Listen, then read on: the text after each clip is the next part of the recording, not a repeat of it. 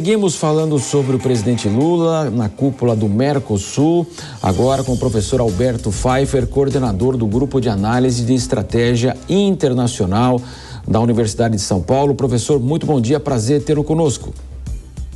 Bom dia, é um prazer estar aqui. Professor, muito se fala do Mercosul, das suas funções, da sua atual realidade. Como é que o senhor avalia o posicionamento justamente do Mercosul diante desse comércio mundial, né?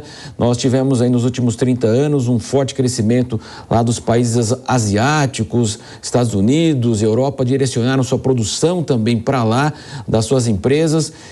Qual o momento o senhor imagina do Mercosul a partir de agora, da sua importância para o Brasil e, é claro, para o bloco aqui na América Latina? Bom, nesses 30 anos, como você mencionou, o mundo mudou.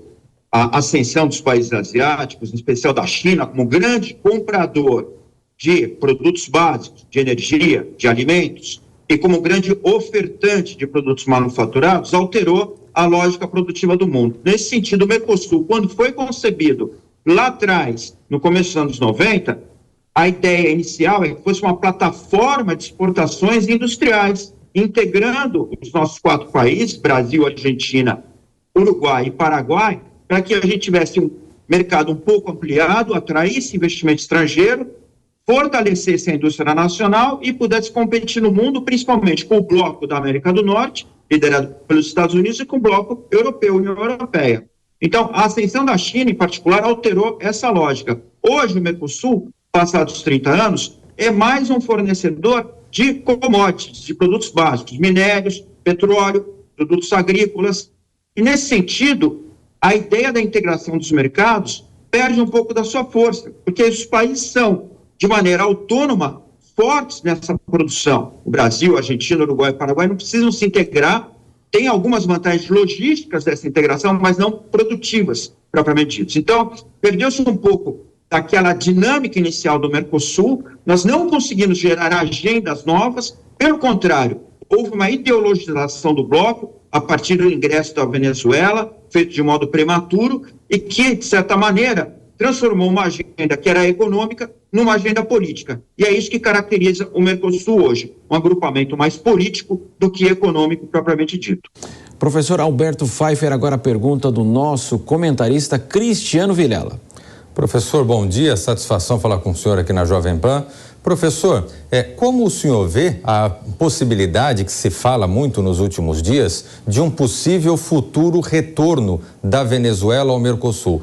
O senhor vê que existe uma possibilidade de se flexibilizar a cláusula democrática, se flexibilizar a forma como o Mercosul vê os países que não seguem a democracia? Qual que é a sua visão a respeito?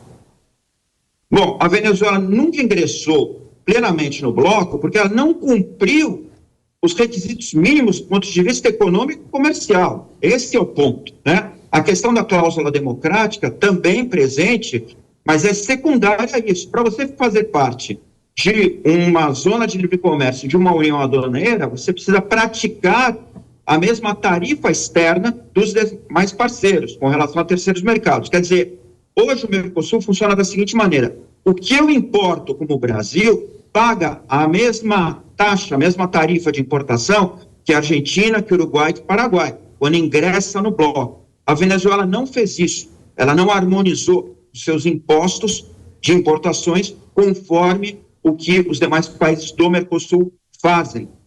A questão da cláusula democrática se adiciona a isso. Ela já foi empregada com relação ao Paraguai, quando houve em 2012 uma mudança de governo, e os países do Mercosul entenderam que não foi realizada de forma democrática, e agora ela é questionada no caso da Venezuela, embora a Venezuela tenha ingressado no grupo, no Mercosul, já sob esse regime atual, né?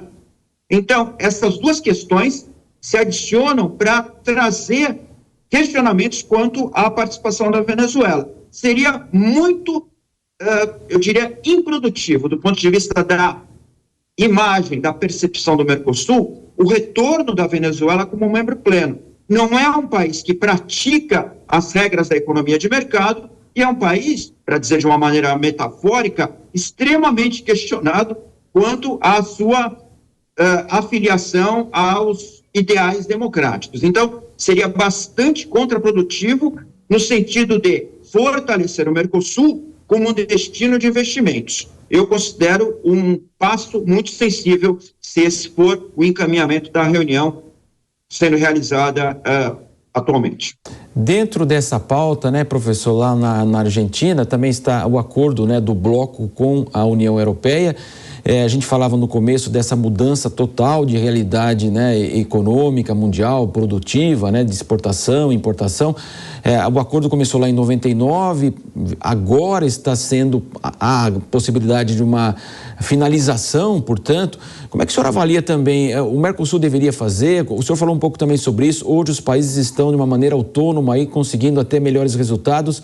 De fato, esse acordo aí, Mercosul e União Europeia, ainda ele tem uma validade de fato importante, relevante? Olha, importante e relevante se relacionar com um parceiro do porte da União Europeia sempre será. As negociações foram iniciadas em 1999, eram realizadas em paralelo ao que se negociava então no plano das Américas, no plano hemisférico, quando tínhamos o projeto da ALCA, da Área de Livre Comércio das Américas. Esse projeto acabou, não se concretizou, e o acordo com a União Europeia, de alguma maneira, buscava manter as relações com os europeus da mesma maneira equilibrada com a que se desenhava em relação aos Estados Unidos. Passaram-se 20 anos até chegarmos a uma fórmula que os dois blocos concordaram, 2019. Até agora, passados 4 anos, o acordo não está em vigência. Vai demorar para entrar em vigência, porque precisa da aprovação dos parlamentos, dos congressos de todos os países membros da União Europeia. Vai precisar ser traduzido, vai precisar ser harmonizado, enfim, e já sofre muitas críticas prévias de parte de alguns países, em especial da França. O grande interesse europeu se refere à indústria. A indústria europeia está estabelecida nos países do Mercosul há muitas décadas. Olhem os nomes das marcas automotivas, dos fornecedores de varejo, supermercados, bancos, enfim. Há uma grande gama de empresas europeias operando no Brasil. Elas seriam as grandes beneficiárias porque poderiam equilibrar sua produção entre União Europeia e Mercosul de uma maneira mais sensata, mais lógica do ponto de vista das suas estratégias de investimento. De parte do Mercosul, há também grandes vantagens, maior acesso àquele mercado de grande avanço tecnológico, digamos assim, né? Um mercado de bom poder aquisitivo. Então, é interessante. Agora, as exigências dos europeus, as exigências principalmente ligadas à pauta ambiental, são muito fortes, atendem aos interesses da agricultura europeia, que não quer ver uma maior facilidade de ingresso dos produtos do Mercosul naquele mercado. Então, a possibilidade hoje é uma possibilidade reduzida em relação a 2019 e, de fato, o grande encaminhamento das exportações do Mercosul hoje é a Ásia. Então, talvez o grande interesse que a gente tenha que ter é organizar a nossa relação com a Ásia. Os europeus, mesmo que vigente o acordo entre a União Europeia e Mercosul, sempre poderão lançar mão de regulação unilateral quanto a questões sanitárias, quanto a questões ambientais. Então, sim, seria bom que a gente conseguisse finalizar o acordo e colocá-lo em vigência. Mas hoje a possibilidade é um pouco mais remota do que o desejado. Nós agradecemos o professor Alberto Pfeiffer, que é coordenador do Grupo de Análise de Estratégia Internacional da Universidade de São Paulo. Professor, foi um prazer tê-lo conosco aqui. Muito obrigado. Até mais. Obrigado, um prazer. Tudo de bom. Para o senhor também. Agora